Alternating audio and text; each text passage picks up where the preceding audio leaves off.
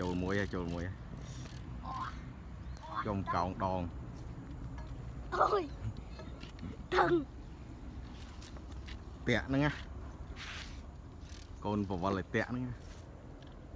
ទូចញ៉ែមហ្នឹងកោងដងបវលទៀតមកមើលត្រីគេកញ្ចុះថ្មត្រីទី1កញ្ចុះថ្មលយអាមុខអ្នកស្ទូចត្រីទី2ហើយចូលហើយកញ្ចុះថ្មទៀតនេះកំប់ជូតទេមកទៀតហើយនេះត្រីស្អីគេចេះចាឆ្លាំងអីជាប់មួយទៀតហើយត្រីកេះទៀតបានត្រីថ្លៃទៀតហើយ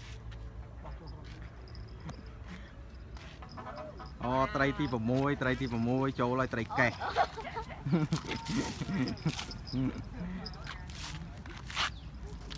បានហើេយកះធំមែនតើនេះ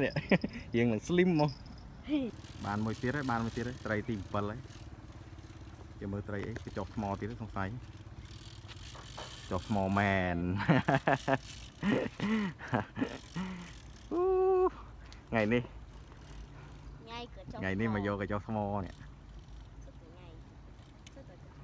អ្នកស្ទូចបានហើយត្រីផ្លេចបាត់ហើយបានត្រីច្រើនពេកផ្លេចនៅតែហោចុងក្រោយនេះផ្ទះហើយ